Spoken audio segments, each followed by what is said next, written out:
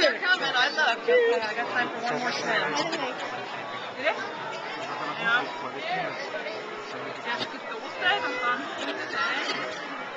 Oh my goodness. I know.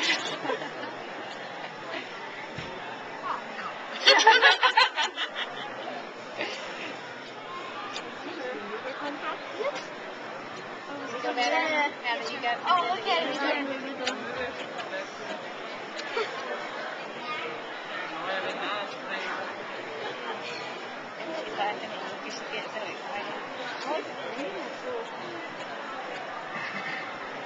Good afternoon, and welcome to Olive Green Vet, and they are all volunteers. They're here to help you enjoy your time at the aquarium. These are southern sea otters. Oh, by the way, I'm here on the mezzanine in the rust-colored jacket, so you know where I'm talking from. And if you can't see, use the TV monitors. And if you're getting shorter and shorter each year like I am, and you're in the back, you use those TV monitors and take a peek between the shoulders and the heads of the people in front of you. And it gives you an excellent view.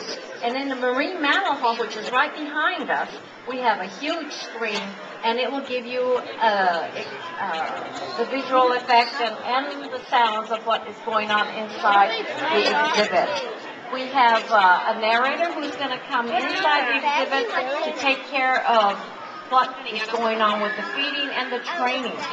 Now, I want to let you know that the training session is not for fun and games. It is for the health and well-being of the sea otter and the trainers. It helps them with medical checkups, makes the sea otters comfortable in their exhibit, which is their home for all their lives.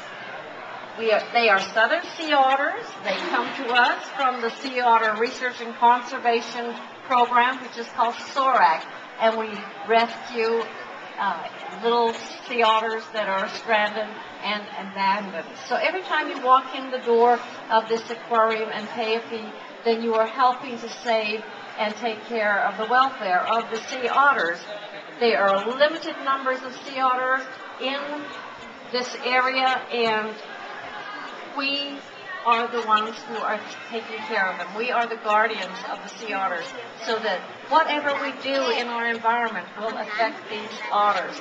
And if you want your children, your grandchildren, to see them later on, snacks in between, then they are being trained in some way or the other, so that they are comfortable with whatever happens to them for care in this exhibit. After the feeding and training, we will have one of the aquarists and the narrator inside come out on the mezzanine here where I am, and she will answer any questions that you have that isn't explained in the feeding and training session. So thank you for coming and supporting the Monterey Aquarium, our sea otters, and otters in the wild. I also have a pelt here that you can come and feel, so you know what a dry sea otter pelt feels like. Okay? Thank you very much.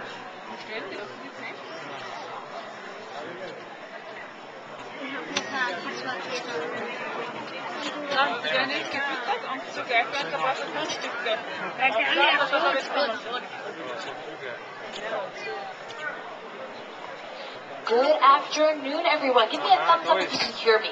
Perfect. Well, welcome to our 3:30 Sea Otter feeding and training session. My name is Raquel, but more importantly, let me introduce you to the animals that we have here on exhibit.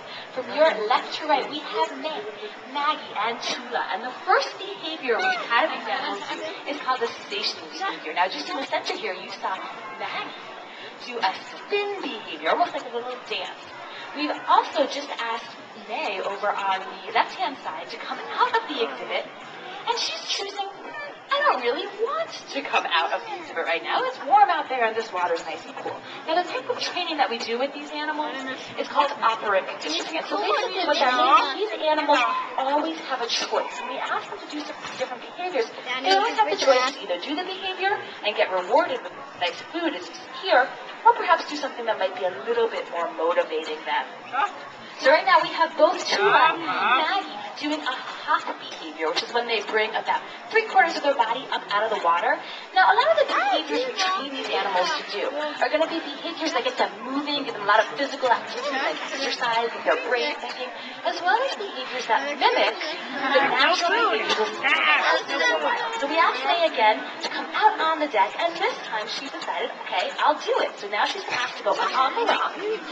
She's being awarded with the word good, and she got a nice piece of prawn right there, almost like a type of shrimp. She's very happily.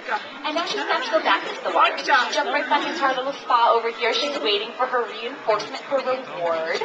So she's getting some nice food as a reward. Now, some of you might be interested in how come these otters aren't eating the fish that you see here on the exhibit. Well, here in California, southern sea otters do not eat fish. They eat things like crabs, snails, abalones, urchins. They eat invertebrates, animals without a backbone. And here in California, they can eat over 50 different types of invertebrates. Now, over here in the center, we had the trainer doing something called a shoot-in. So she's taking some toys, and you see these are stacking cups. Just how good she is with her paws. She's able to actually stack these cups. And correctly, she gets big or good, a nice handful of food. And you know, this might look like a lot of fun, right? But this is actually really important for the animals because it gets them thinking. These animals are rescued sea otters. They're not going to be released back into the wild, so they're going to spend the rest of their lives here at the aquarium, which is good because they have lots of good health care, great food. But you know, it's really important that we get them moving and we get them thinking because they don't have to go find their own food every day the way the otters do out in the wild. So a lot of those activities that we do with these animals during training sessions are called enrichment activities. And basically what that means is we're getting these animals excited, we're getting them moving, we're getting them thinking. And this is to ensure that they are in the best health possible, that they're not going to get too fat for lack of exercise.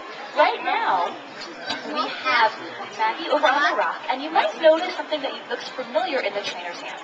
Yes, that is the toothbrush. A lot of the behaviors we train these animals to do are what we call medical behaviors. So we're training this animal right now to open her mouth to allow the trainer to actually brush her teeth. A lot of these behaviors are really important, so that when we have to do any kinds of physical checks on these animals, it's not stressful for the animals. So for example, if we need to take them out of the water to go visit the vet, if we were to bring out a crate and these animals weren't used to that, or they thought every time they saw the crate they're going to the vet, they probably wouldn't be too excited to get in that crate, right? But if we bring the crate out and have them go in and out and reward them with lots of food, when they see the crate, they think that's exciting. So when we provide them with things like these toothbrushes, we're getting them used to seeing tools like this so it's not scary for them. So if we do need to go into their mouth to look at a tooth, we can ask them to do it without hurting the animal, without having any of our staff get hurt in the process, because I don't know if you've seen the teeth of sea otters, but they are quite large. And that way we're able to care for these animals the best way we can by using training as a form of communication. So right now you'll see in the middle of the exhibit we have Maggie working with what we call a target pull. That's the black stick with the little red ball at the end.